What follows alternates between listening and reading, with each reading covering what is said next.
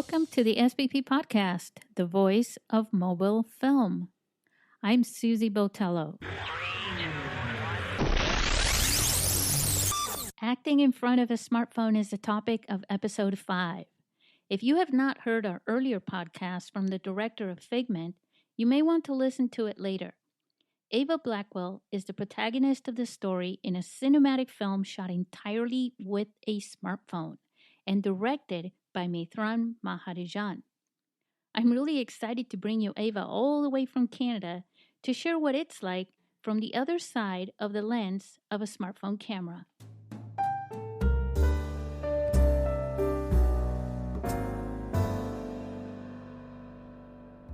Avaah, thank you for doing this podcast and being part of the SBP podcast show. I know it's late there. You're in Canada, but you're in Toronto. Am I correct? Yeah, I am. I'm here in Toronto. Hi, Susy. Thanks for having me on the podcast. I'm so happy to be here, especially after listening to your last episode with Mithran. It was so enjoyable. Oh, I'm glad you liked it. Yeah. I would love for you to first just kind of share with our listeners a bit about your background in film and your experience as an actor. Okay, great. Well, my name is Avaah Blackwell. I am an actress and a producer. I'm currently living in Toronto, Ontario, Canada, and I'm originally from out west. I'm from a military family. Both my parents were military, so the way I got into acting was whenever my dad would move, and I would go meet him wherever he was. I would connect with the local people and find new friends through theater.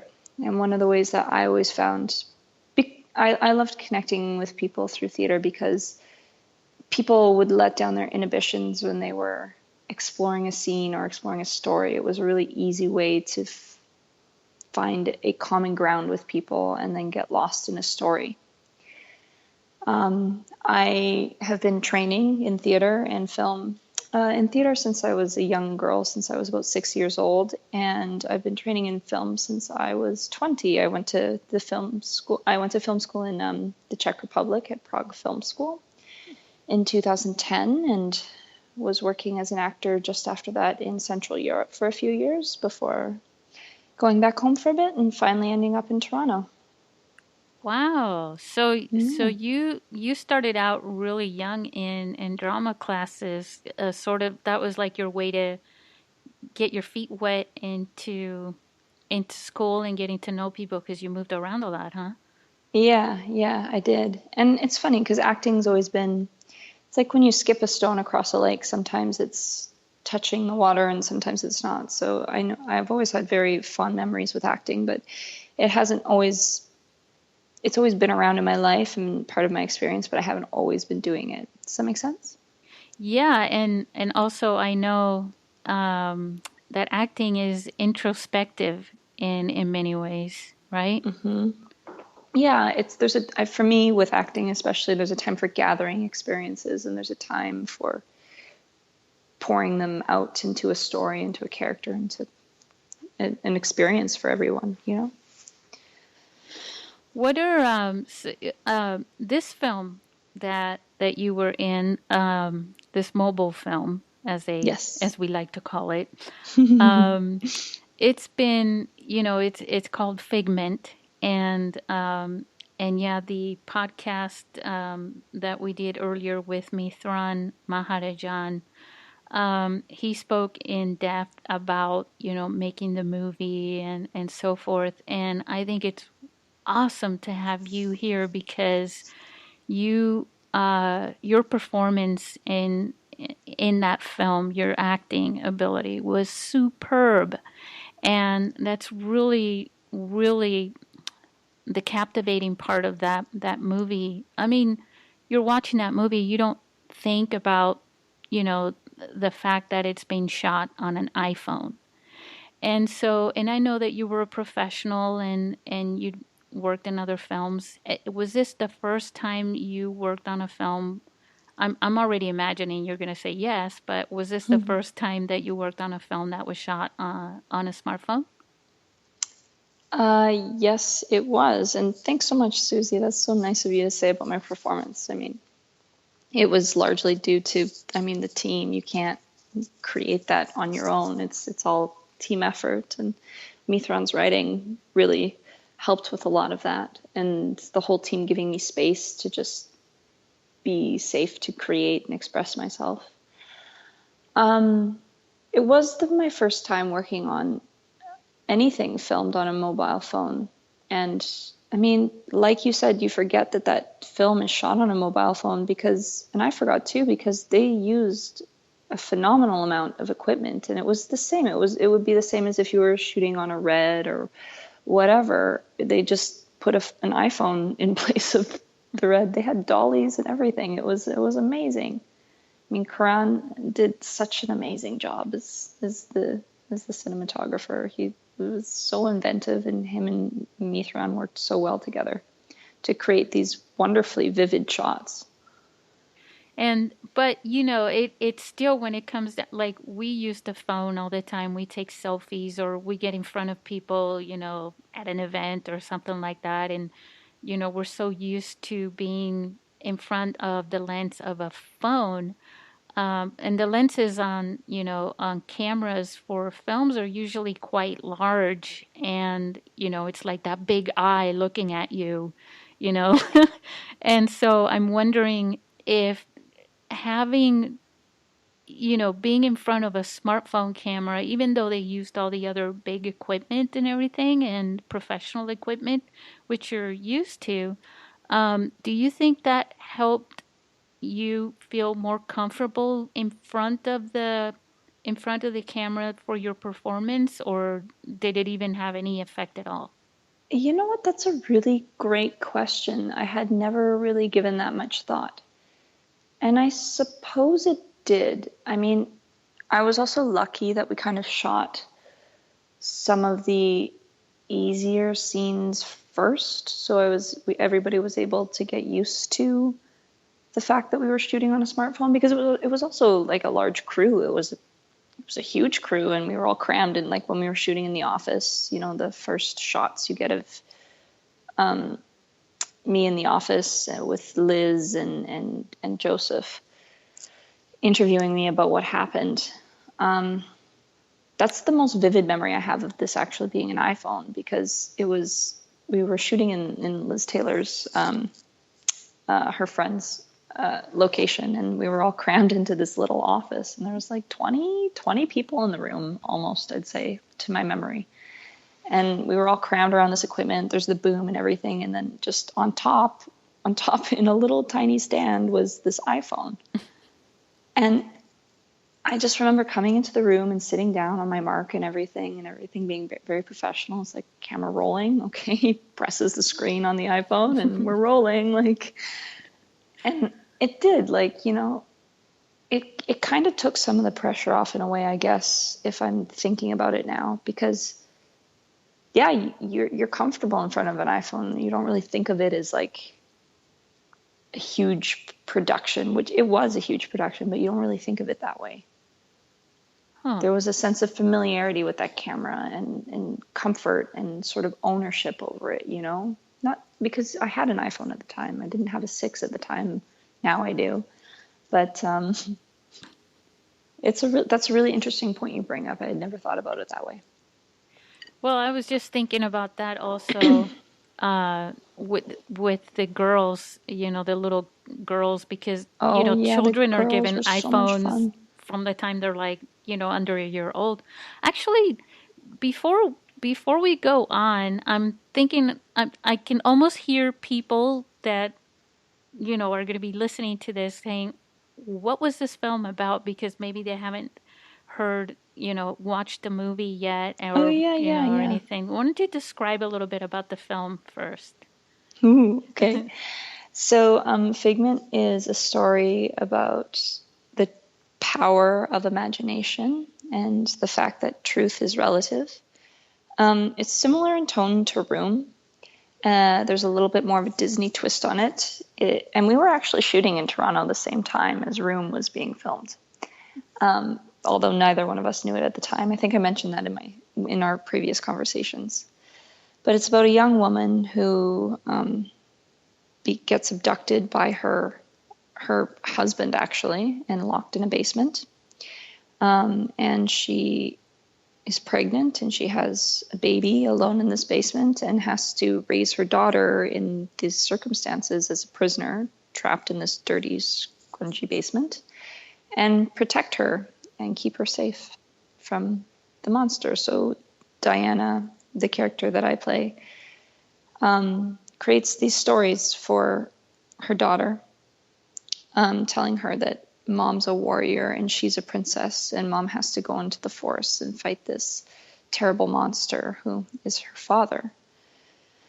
And it's about the bond between mother and daughter, and the lengths a mother will go in order to protect and make sure her daughter has a better life. The film, according to Mithran, was based on a true story, right? Yes. And how similar was the true story to the film, without giving too much away on the film, of course? I mean, it has its similarities and differences. I believe, from my point of view, I never went into too much discussion with Mithran about exactly which stories. I'm assuming he's talking about the case in, I believe if it was Austria, Joseph, what's his name? Campbell. I don't want to say Campbell and then it's wrong. Just looking it up here. I remember watching hours and hours of interview footage. I mean, I had already heard about this case in Austria. And Joseph Fritzl, I believe. That sounds a lot like Campbell. Yes, I don't know why did I think Joseph. I think Joseph Campbell is a writer and a wonderful one at that. I'm so sorry if that's the case. Joseph Fritzl in Austria, and I remember because I was in the Netherlands around the time that this had been coming to light, so it was a big story when I was younger, and I remember hearing about it. So I watched as research for this film hours and hours of this footage, and it was just so crazy to me what human beings can go through and sustain. And there's another story, something night. I'm like we said earlier, we're bad with names, but yeah. I believe that Mithran took like just the energy associated with a lot of these stories and kind of combined them, different elements of them, into one story. Yeah, there was one not too long ago. Mandy Night. Yeah, I can't see. We're both on that same boat right now. But I know there was one not too long ago about the girl that was abducted when she was a teenager, and she was a gymnast or something like that, and she had the little boy, and they were in his storage shed outside or something like that, and there was nothing but a little window on top, and she told the little boy they were in a spaceship in another planet or something. Gosh, stories like that, it's inspiring in that way, because it gives you hope that whatever situation you're in, no matter how bad it may seem, you hear these stories about how people survive, and it gives you a little bit of hope, that you can survive things which otherwise you may just give up on. Yeah, man. Like, I mean, if people can get through that, I mean, then I've got nothing to complain about. Yeah, your performance was so amazing. I mean, you really feel it. Yeah, thank you. I mean, I was so connected to that material. I mean, okay, let me tell. This is an interesting story about my audition process and actually getting the role. I don't know if you wanted to. Yeah. Oh yeah. I actually met Mithran the night before the auditions happened at Booze and Schmooze at Rain Dance Canada, Rain Dance Toronto. My friend Meek, actually, who worked on the production as well, introduced me to Mithran. He said, Mithran has a film, you should meet him, da-da-da. So I met Mithran, shook his hand. He was a really nice guy, just kind of, there's many people at the event. Everybody's yelling and screaming, trying to tell you what they're doing. Those kinds of events. And Yeah. Mithran's very kind of like quiet, not withdrawn, but like quiet with this sparkle in his eye and confident. And Meek tells him, I have an actress for you. And he shook my hand and said, oh, would you like to read the script? Maybe you can come in for the audition tomorrow if that works for you. Said yes. And by the time I got home, like maybe half an hour later, the script was already in my inbox. And I opened it up and I read it over once, and I just felt like this is mine. Like I have to play this role. I felt rarely about that about scripts, but I really felt it about this one. It just hit me. It really resonated with me. And I barely even had to look over the scene twice. I just knew it already. And I lived around the corner at the time from where the auditions went. And on my way to the audition, I listened to a few songs. I always make a playlist for every character that I audition for. So I listened to those songs on the way up, and I walked straight into the audition room, sat down, and did my thing. And Yeah. and so at what point did you find out that they were going to shoot it on an iPhone? I forget. And I remember it not being such a big deal, truly. To me, like from my point of view, I realized later on how big of a deal it was to be shooting this all on an iPhone. And Javier later told me like how much him and Mithran talked about it, and how much Mithran had to convince him and Karan that it had to be done on an iPhone. But I think he told me quite early on that he wanted it submitted to all the smartphone film festivals, and that's why he was doing it. And I had previously, when I had first moved to Toronto, the first year I was the spokesperson and production director for the Toronto Smartphone Film Festival, Toronto International Smartphone Film Festival. So it was just very serendipitous, and I think it's a wonderful medium for creating films, and it's the obvious step to take in filmmaking. All the kids are doing it. It's just so obvious to me that it should be the way film goes.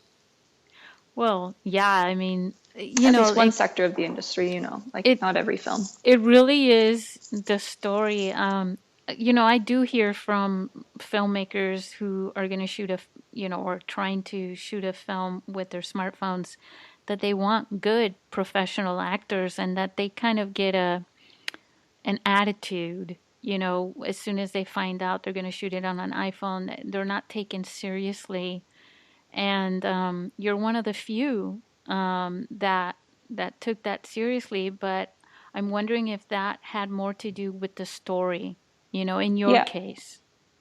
Well, yeah, for me, absolutely. Like any project I'm taking on has to do with the story first. Yeah. I'm in this to tell stories. The reason I got into this thing was because I love telling stories. So for me, on any production, I have to find a way to resonate with the story. It has to be an emotional chemistry with the story, or a spiritual chemistry or something, in order for me to even think about playing it.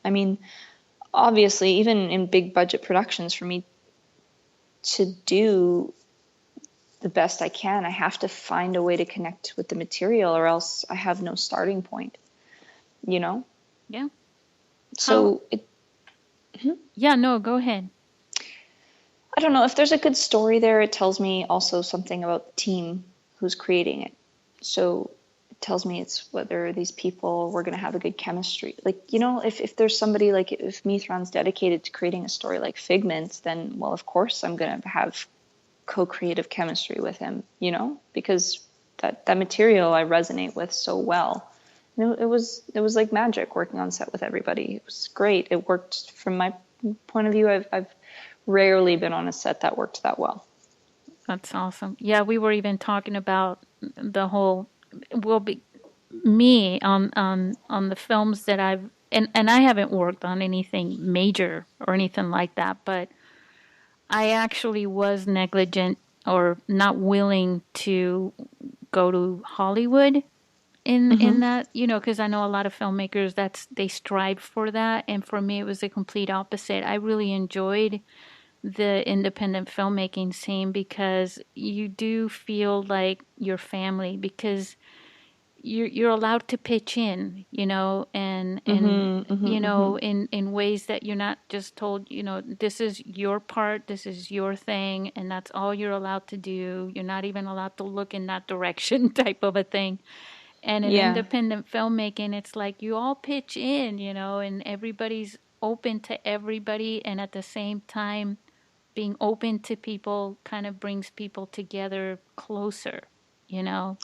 Yeah, absolutely. I see pros and cons to both. Just to build off what you said about the independent scene, it's like that's what's so gratifying about the whole thing is that like it's great. You get that rush of like, okay, there's a problem, we need to solve it. Whoever, like, we all solve the problem together, and the person who does it is celebrated, and it's just a fun process. And well, it's not always fun, but it is, you get this amazing Well, sense of achievement. 99% of the time it's fun. You know what I mean? There's those well, moments where you you're love the shooting. challenge. It Yeah, does take a exactly. You love the certain kind of challenge. people to enjoy the challenge. Yes, exactly. And I love that kind of challenge for sure. And from the sounds of it, you do too. Yeah, well, and that's what creates the family, because everybody thrives. I mean, I've seen people get hurt and continue, and no one knew until the next day they broke their ankle or something, Oh, you know? Jesus. Yes, see, that's what I'm like on the other side of the coin. Sorry, not to cut you off, but on the other side of the coin with Hollywood productions, I mean, or bigger budget productions, I do see that after working on them now in this part of my career, and even in the beginning of my career, I see the benefit of having specialization. Yeah. And there, I mean, I would love to have the best of both worlds and put, a highly specialized crew on that knows each other well and loves to work with each other on an independent film set and Well, see they how it do. goes. They Yeah, yeah, do. I mean, exactly. I've worked on film sets where people were, doing, for example, the special effects and things like that, and they came from working, the Black Pearl, with Mm-hmm. Johnny Depp Mm-hmm. and things like that. But there they were, working on a smaller independent film, and being a part of that fun on that side as well. And that's really interesting, actually, because you kind of do get a sense of that, both of those worlds, and they share stories. And it's inspiring to work on films, and the whole challenge. I just love it, because we do thrive on that. I think people who work on films have to love a challenge. Otherwise, I mean, Absolutely, absolutely. No, I completely agree with you. And that's great that you, I mean, recognize that and you love that challenge. It's really, I mean, it's part of what drives me as an actor because it is a challenging lifestyle as a filmmaker or anybody in mostly any part of the industry to choose to embark on, yeah. And that's you the know. magic of movie making in the end, is succeeding with the and changing things, when you have to, Mm-hmm. and Mm-hmm. creating things Mm-hmm. like that. Mm-hmm. Um, I wanted to ask you something about, in acting, you're doing a lot of pausing sometimes, and it has nothing to do with pausing for another take, or something like that. But sometimes you have to pause for like technical reasons, Mm-hmm. could be to adjust audio or the lighting, or, filters on the lenses, whatever it could be. Was there a lot of that, or a lesser amount of that you may have noticed with using a smartphone camera?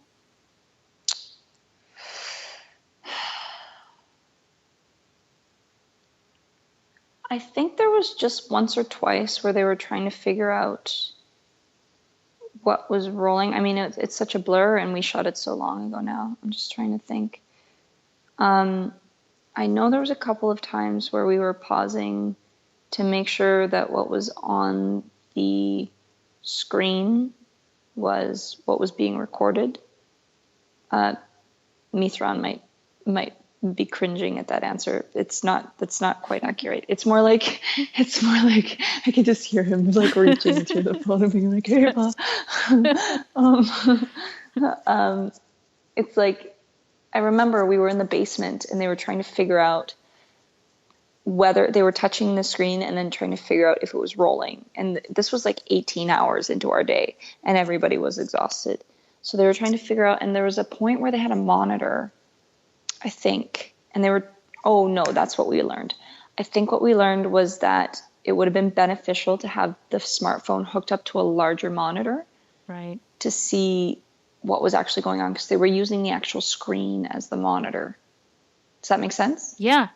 So there were some things in the frame, and I think in a couple of takes, like, sorry, Mithran, I'm giving this one away. In a couple of takes, the sound guy was actually in the frame. He was like doing his best to hide, and like there's times where he's like dodging out of the frame to, like, he realizes halfway through the take he's in the frame, and they're like, get out of there. Did you guys have a script supervisor in the? Yes, we had a wonderful script supervisor, and she did a great job. She was very detail oriented. And that's what I used to do. I got stuck into doing in a lot of the films that I worked on. And I remember things like that. I would look for little, light reflections and shadows of people in the room where there's not supposed to be anybody else in the room, and all these little details. But yeah, it's harder to see. That's right, on a phone, on a smartphone screen, yeah. especially if you're, planning to send it to festivals where it's going to be screened on a larger screen. Like, you just have to have a larger monitor that the phone is hooked up to. Yeah. On large budget productions, they don't look at the little window that's on the camera. There's only so much you can cover up in post too. Yeah, exactly. You can't cover up the whole sound guy. Right. Laying there in the leaves in the forest, trying his best to hide. That's pretty funny. He's not hiding very well. It's very cute. We should just do a sploof reel of Joshua trying to dodge out of frame, or many crew members. I remember Javier. Such a serious movie that you wouldn't want to do that at the credits, in that film. But it sure would be fun to go through those. And yeah, you guys formed a family, so that would definitely be fun. I loved everybody. And it was a funny thing because I could feel the crew and some of the other cast bonding around me. But that was one production where I just had to be very focused on set, because it was demanding a lot of me, which I loved. Like, I was very connected to it. It was a great exercise in staying focused, because I wanted to joke around with everybody and I wanted to, like, really connect, but I just had to stay in my place, Yeah, and I worked on a film where it seemed like 90% of the film, the actor, she was supposed to be blind. I actually just spoke with her the other day. And I remember we were all crying at the end of every scene. We were all like, along with her. And it's, and your role, that you were playing, Diana, right? Yeah. She was, she suffered. She was suffering throughout the whole, thing up until the end, finally, when we all feel, like, ah. Yes, exactly. But did you get a lot of that too in that, where the crew? Yes, there was. The crew was so great. Everybody was really supportive and just very understanding of the fact that I needed my space, and very receptive when I wanted to speak to anybody, and very respectful when they knew that I was in, I just needed to be focused. Yeah, and that wasn't Visine going into your eyes to no, make man, it look no, like that was all. That was like exactly, that was me. Exactly. There was no Visine on set or menthol or anything. There were no tricks. That's just I almost Ava. feel like that's a myth, anyways. That's why I'm saying it's so. You have to be so There's so much going on from inside you to be able to put it out, for it to show. Yeah, it's more connection to yourself. Like, it's just important to nurture it. And if you feel like, because life, like I said, it kind of ebbs and flows. So sometimes you're much more connected to certain parts of yourself than others, So it's about tuning all the strings. I actually had a great coach that told me, he's like, it's basically like a guitar. If you ever have if you leave a guitar outside in the wind, you'll hear all the strings going. So it's just the wind actually moving past the strings is playing the guitar, but you got to make sure those strings are well tuned so they sound good when the wind moves through them. Wow. Well, Mithran, I turned it into a quote when he said, directing is like passing the flame. I I heard might, that I may and I have to saw make a that. That's quote out of great. what you just said too. Please, it's not mine. Please quote Earl Nanu. That's my coach who said that. Yeah, you'll have to send me some of these names that you're naming. I thought you said you weren't good with names, but you're remembering some very special people here. Oh, thank Um, you. and so in trying to, because acting, that it's one of the things that I'm trying to convey in this interview is that because a lot of people still don't take the smartphone seriously, obviously. And they just downplay the film itself and the story. To be honest, there are people that will downplay a good story because it was shot with a phone. Hmm. And they judge it that way. And one of the things I'm trying to convey is that we're talking about a very serious film, a great performance, and cinematography and everything was done very well in this film. I loved the moves. I mean, really, you can't tell that this movie was shot with a phone um, as a No, viewer, yeah, and yeah. That's why I think that's why Mithran put it right at the end. Shot it like at the end of of all the credits and everything. Shot on an iPhone 6. yeah, and a lot of times people don't believe it either, or they No. didn't used to believe it. They would say, "Oh, you're gonna have to prove that to me. I don't believe it was shot with the phone. It's too good, right?" Yeah, yeah. And things are getting better, but again, it's not all about the phone. The phone is just that one tool that now, like I was saying before, giving the power to people to use if they want to, create a film and share a great story. They've now, I mean, really, there's no excuse. Yeah. No, I agree with you. I mean, it did take. I mean, Figment was it's it's it's not a point and shoot kind of movie. Of Like course. I think there is a lot of that kind of content out there with mobile phones and smartphones, and because it is a new technology, Yeah, and it's so widely available to people, I think that's why maybe some people aren't taking the. I mean, do you call it a genre? They're not taking this format, this platform for creating films so seriously yeah, because it's such a flooded market right now. Because everybody has one. Everybody, we all, like you said, we all have this capability. It's not an exclusive capability. A lot of the allure of filmmaking was in its mystery and its you know unattainability before. right. So now that it's attainable, it's like, okay, well, how do you make that special? And I think it comes from a good story. That's how any film, any I mean, we're telling a story here, so we need a great story to begin with, right? Yeah. Yeah, and there's also a new genre that was not achieved before, in traditional filmmaking.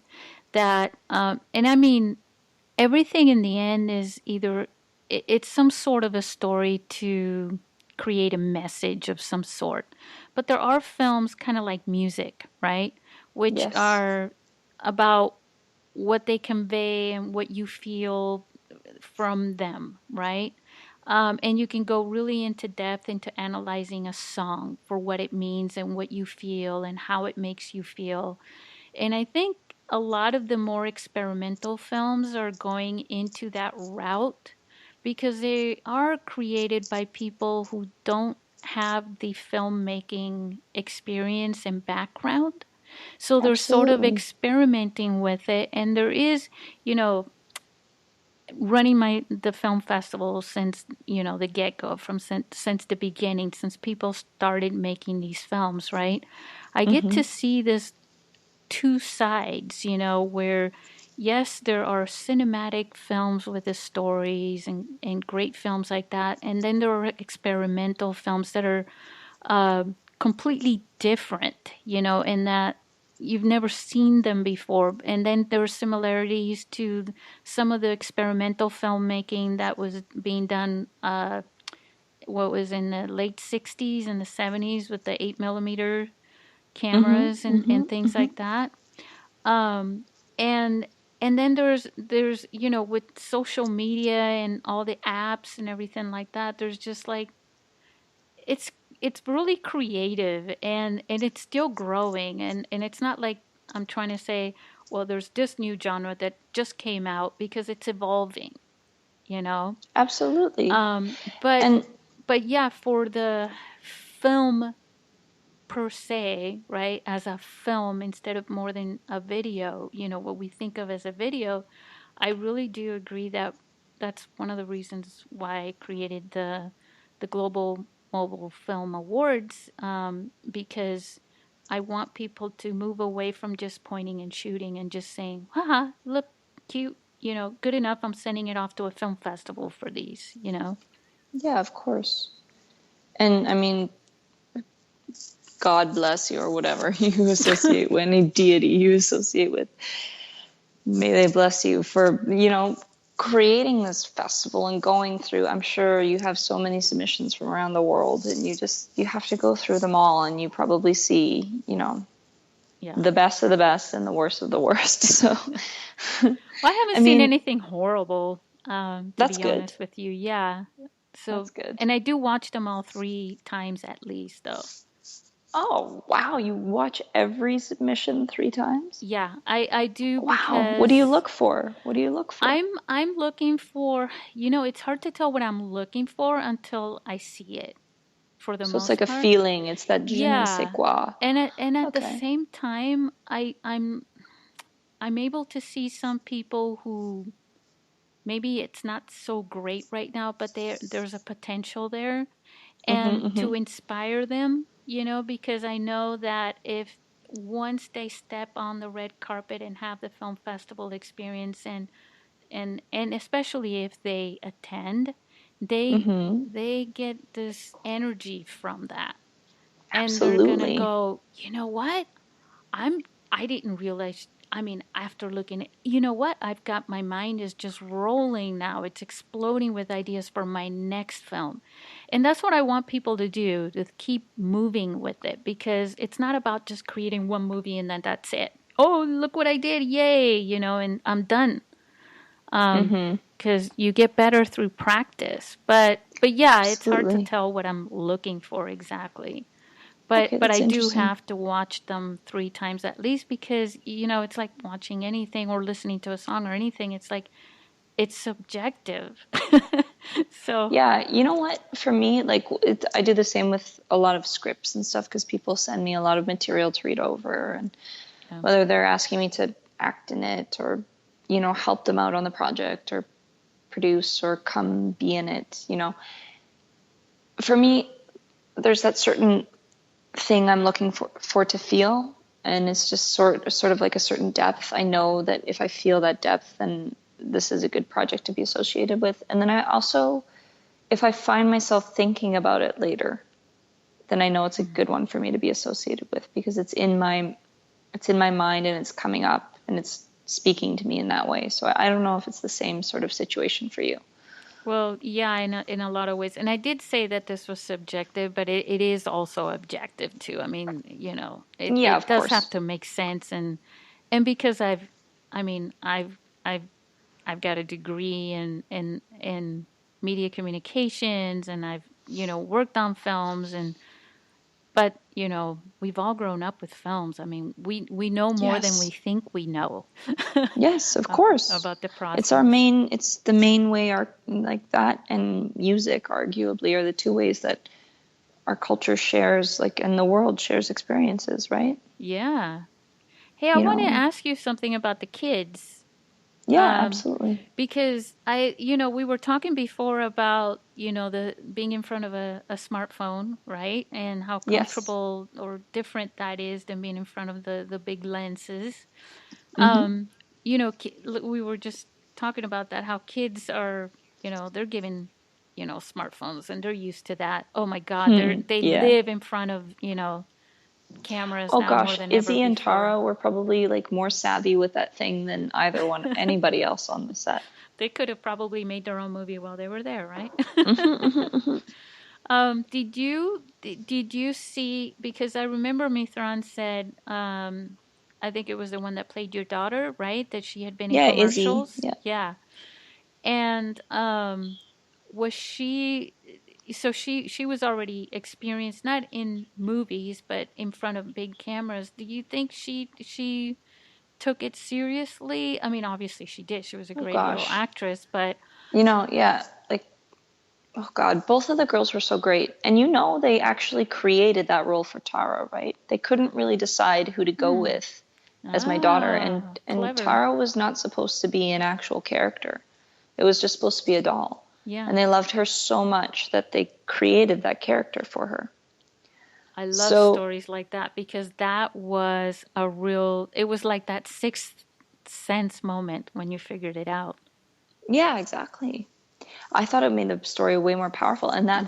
that's the genius behind this whole team. Like Liz Taylor. Like, I don't think she gets enough recognition for this, but she's really one of the driving forces behind this film. She put so much work into it. She did everything. She gave us her house. She did all the craft services. Wow. Sorry to get off topic, but I will answer your question about Yeah. Izzy and Tara. But Liz Taylor, I just have to take a moment and say she put so much incredible work into this film, and the film, I mean, would not be what it is, and anywhere near what it is if it wasn't for her. I came in, my call time, I think we had wrapped at like midnight or 1 o'clock the morning before, and my call time at her place was 7 a.m. When I came in at 7 a.m., she had already put out a full spread, like a full craft spread, and she was making eggs and pancakes for everybody. Like, the woman puts so much work into everything she does, and I just want to take a moment and recognize her for that. So much love on that set. Oh, yeah, there is. Like, and that's what happens, like you're saying, with these indie films. And I mean, any really great project you've seen created, Yeah. like everybody bonds. Anyway, the girls, sorry, what was the question? Whether or not they were more comfortable in front Yeah. of the smartphone? They were both such pros. And Izzy, actually, I had Izzy play my daughter, or the younger version of me, in the next film I was in called Recital, Oh, which was shot on a large red camera in a big studio. And she was just as comfortable in front of that camera as in front of the iPhone 6. Like, she had no problem in front of either camera. She's total pro, that one. And Tara, I haven't seen her in front of other cameras. I know she does a lot of other work, and I see her on Instagram and stuff. She seems pretty comfortable in front of all the cameras. yeah. Wow. They You're were both growing so up with relaxed, and it. they were so pro. They were so professional. Like, they were more professional than many grown actors I've seen. So Wow. kudos to them. Yeah, because they have to be patient too. I mean, it's Yes, and great they were, when they can act, but patience is like one of the main things. yeah. And you can see they're both so immersed in their characters and what they're doing. Yeah, and from what I could see from that, from the film itself too, just in the opening scenes in the forest, Hmm. that it seemed like they had a really good connection with you. Like they really liked you.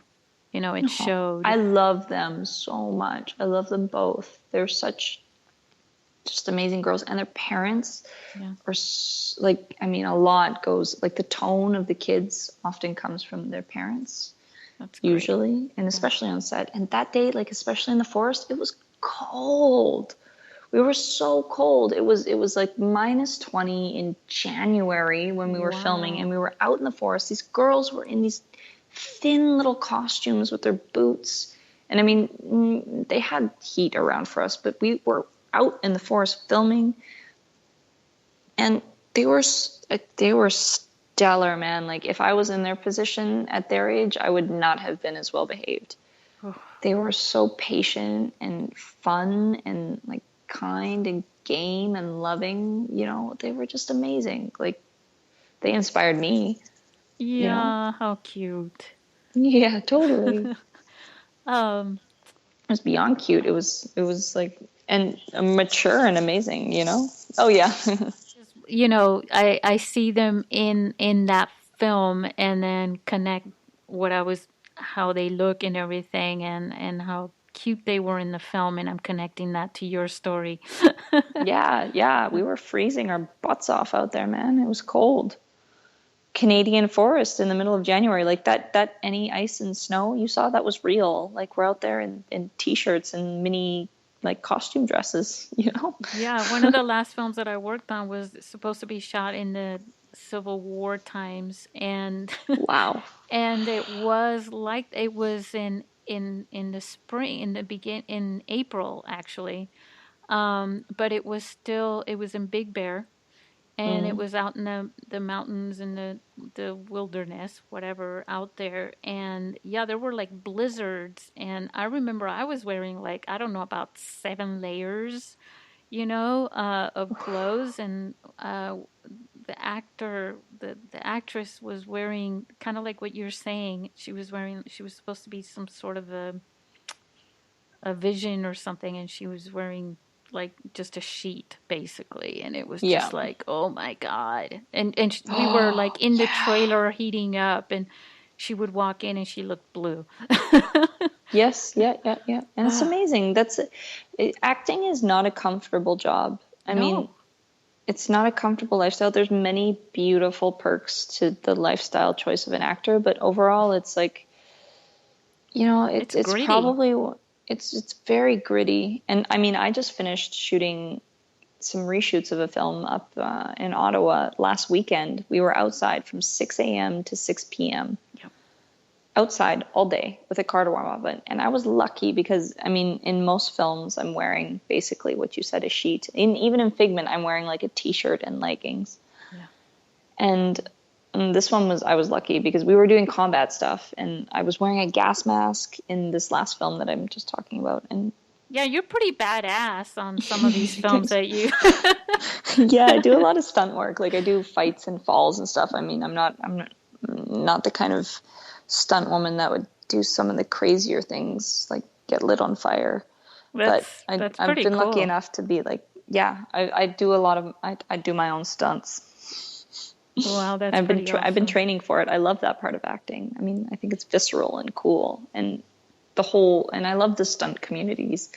Like, they're such fun people. I love stunt people, like stunt men and women. They've always got the best stories on set. I always try to hang out with them because they're always the like most fun group. Yeah, they probably kind of like, like, oh, you're cold? Huh, big deal, right? Yeah, they're like, whatever, try being cold and getting hit by a car twice, 3 times, 3 takes. I'm like, geez, man, so much respect. I have so much respect for you guys and Well, they have girls. to be fearless, but that's, that's also, I mean, it's kind of like when you go Magic Mountain or whatever, and you're on the ride and you're like, whatever, I mean, it's supposed to make you feel scared, and that rush of adrenaline, because, but that's not happening because things are going wrong. That it's made to make you feel like that. Mm-hmm. And that's kind of the same thing, but we've heard of accidents that happen and people losing their lives on film Absolutely. sets. So it's still but 99% of the people, even in independent filmmaking, do take that very seriously and are very careful to make sure no one gets Yes. hurt. Yes. And I've been on both sides of the coin of that, and I would just say that like anybody on set, if like if you don't feel safe and directors and stuff are asking you to do something, just don't do it. If you don't feel safe, it's not worth it. And if they are taking proper precautions to be safe and everything, and you're in the right hands and you feel safe to do it, then please go ahead and do it. But like, I mean, like make sure you have the proper training and that everything's well laid out and well rehearsed ahead of time, Yeah, that you have a good stunt coordinator. it's Those guys um will save lives. it's definitely hero material in a way. Remember HBO's used to do that, the making of Hmm. and all that. You like zombies? I love zombies. Me too. Right on. Like I mean, I shouldn't say I love them. I'm more like Well, I'm just fascinated by them yeah, because ever it's so since I was a plausible. teenager, I was fascinated with the whole Yeah, yeah, zombies thing. yeah.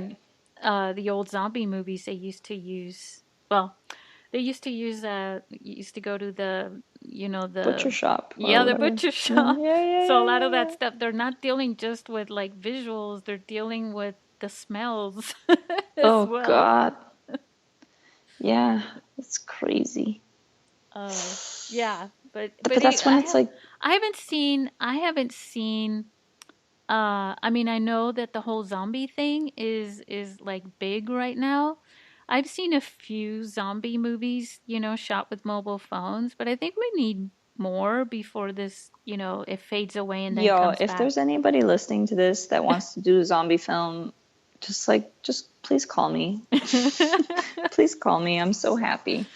So happy to do that. You know, when you get off of here, there's going to be like Mhm. 6 screenplays in your inbox. Totally. Totally. At I look least. forward to them all. That's pretty cool. Um, all right. Well, is there anything else that you can think of you'd like to point out? Um, I just want to say, thank you so much for your time and having me on here. And I think that if you are dedicated to doing something that you really feel is in your heart and in you, like a story you need to get out, that you shouldn't limit yourself to having the best circumstances or the best camera or the best equipment to go out and get started. You should just get started any way you can with whatever you have.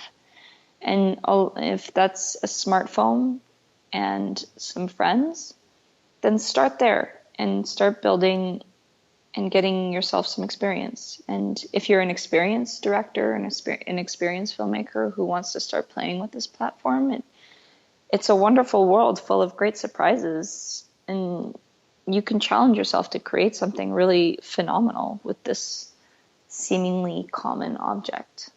They're powerful machines we have that we're carrying with us, and they're capable of great things. Just got to give it a chance.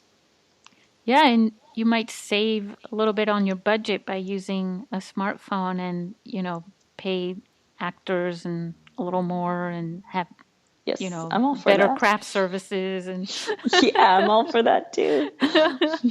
uh, better music. I don't know. I mean, I mean, you never have enough. I know, $1 million, $2 million, those are still small budget movies.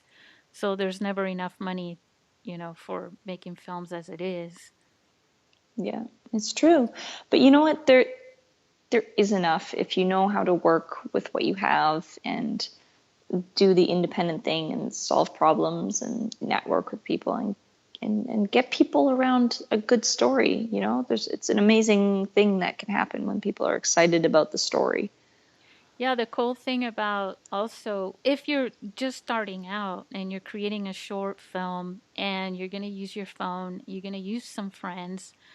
Um, if you were using a traditional camera and things like that, you'd probably need to borrow money from somebody, even if it is mom or dad. You know, Yeah. you're going to have to do that. Where if you're doing it this way, maybe you'll spend a paycheck on it because you still want to give people their worth, their time, even if at least a pizza party, for God's sake, right? Oh God, Uh, at least. yeah. And, but if you think about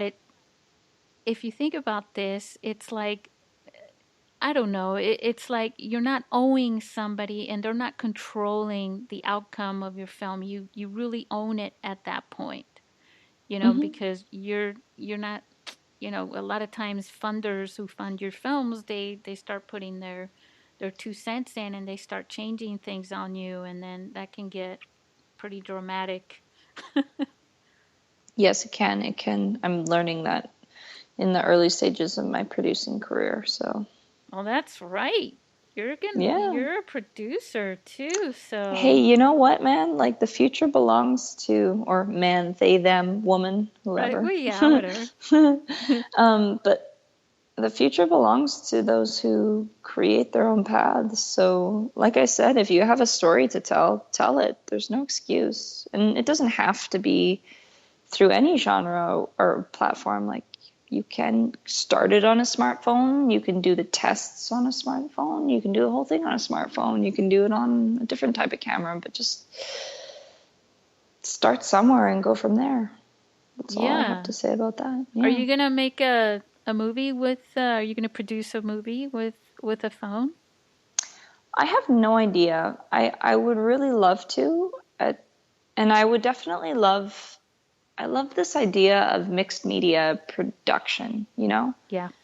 You know, when you have like very high budget productions and then you have these moments that are done on our phone, somehow like that seems much more intimate. And I love this idea of like direct to camera actors speaking to camera on their phone as if in like some sort of diary in a way within the project.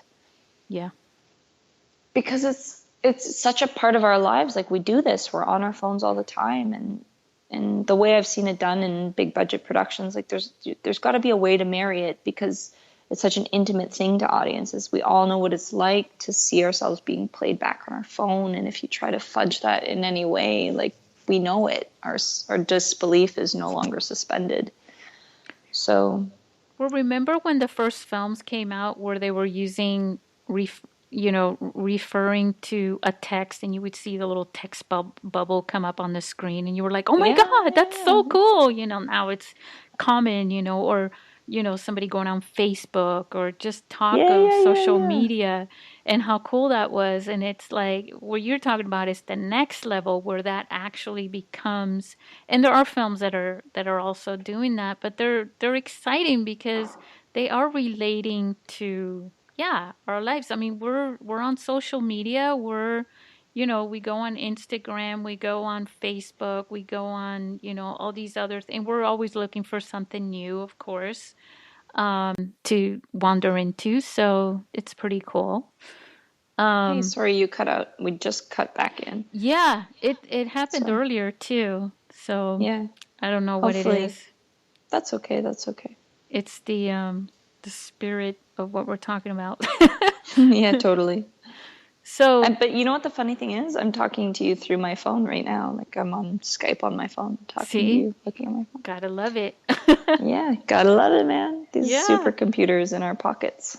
Well, the one of the judges for our first film festival Hmm. was trying to, and again, I just dove into this whole film festival thing back then, and I was really like, "Hey, I need to know who who you chose for your judging for these films," and she was an actor as well, and she was on working and everything, and she was like, I can't get to the email right now to send it to you. I've been trying. And I was like, text it to me.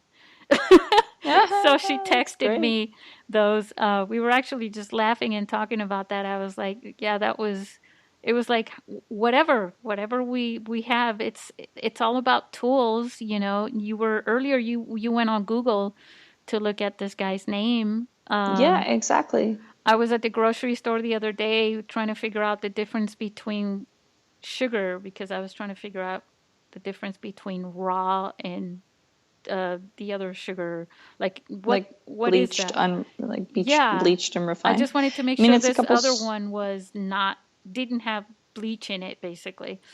And I just went on Google because I couldn't get a hold of anybody, and I was like, I'm googling this.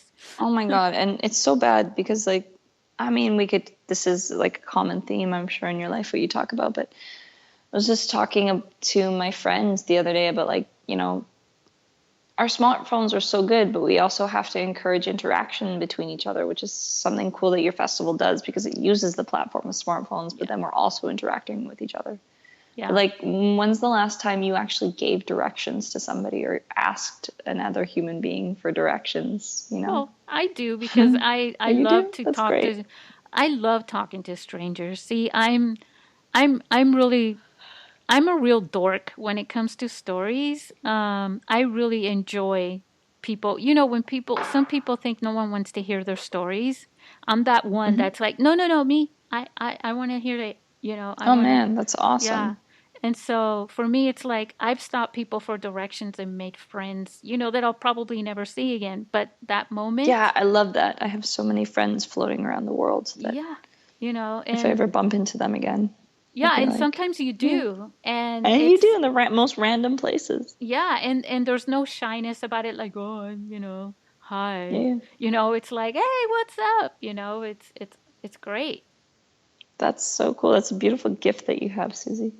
Well, I think that kind of is bouncing off of other people like you and the people that I get to talk to, because that's what kind of gives me the energy that I have, is all these conversations. I know you're tired, but you sound way more energetic right now after our conversation that you I did am earlier.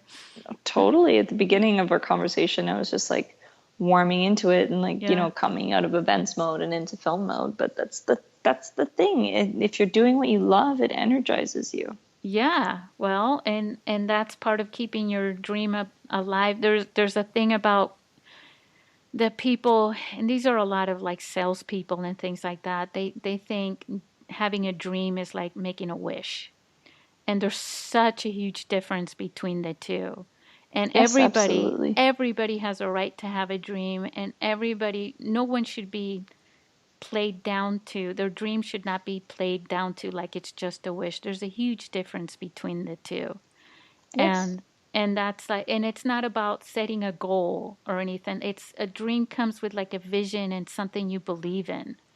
um and Thank you. Yeah, yeah, that is beautiful. well, anyway, okay, so we're gonna play a Okay. game now. Okay. This is game. It's shout out time. Okay. All right, Okay. so I'm gonna actually get my timer, which I'm gonna use my phone. I always point this out because it's like, really, what do you think I have? I'm gonna use my iPhone, the alarm on the iPhone. So you've got um, the shout out game is about giving you 20 seconds to give Okay. a shout out to people. Okay. And so, are you ready to play this? So it's like just people that come to my mind and I just say hi Yeah, well, people that you'd like to give a shout out to say, hey, thanks, or hi, so far or in this yeah, journey. yeah, whatever. It's Ah, okay, whatever's it's in your scary. heart right Cool. now. I know, and it's sort of like putting you on the spot. So No, it's cool. I'm it so excited. Okay, pretend you're okay, at the let's. Oscars and you're giving that little speech, and then they cut Jesus. you off Okay. after so many times. And you're like, I tried to thank you, Mom. It's not like I forgot you. Yeah, exactly. Jesus. Okay, let's do it. All right. Thank you, Okay. Jesus. Ready? Okay. Set. Okay. Okay. Go. Let me know.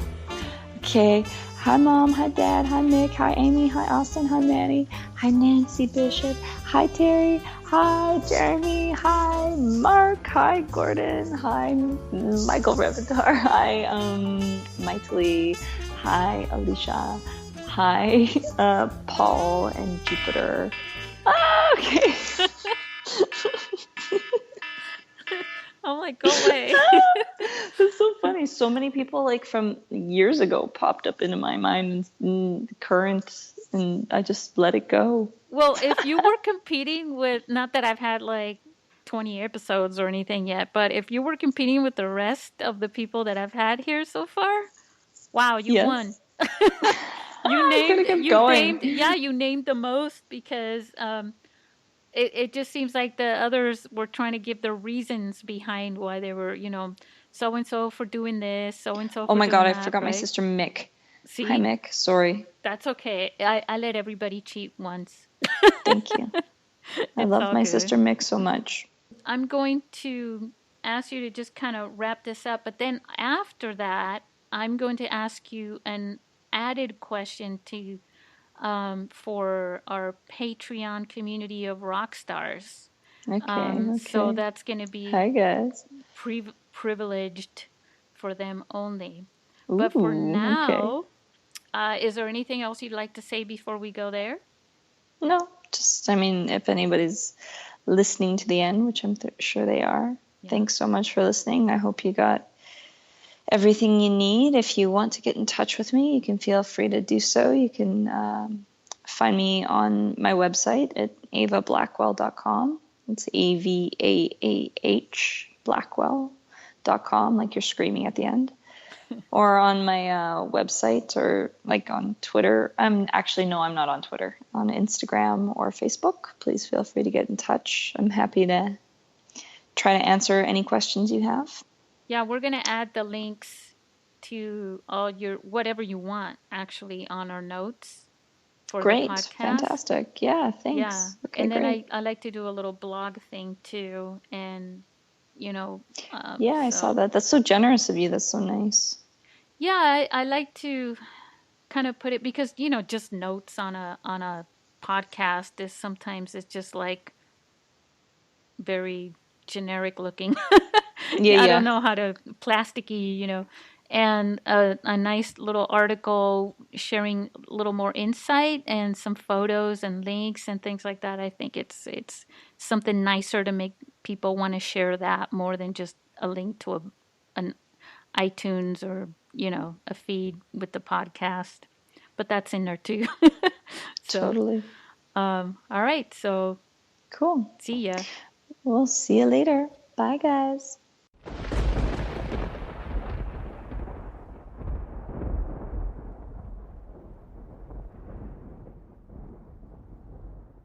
So that concludes our podcast, episode 5 with Avaah Blackwell. That was a lot of fun. Actually, I know it was a long interview, but it was really insightful. And it really, I think, captured the separate perspective of the other side of making films, which is the people that are in front of your camera, the actors. In either case, you can also listen to the podcast on iTunes, of course, or you can go to the website.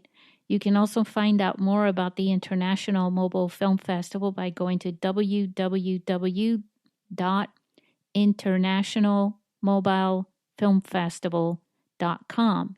And there is another part to this podcast, but we've reserved that exclusively for our Rockstar community on Patreon.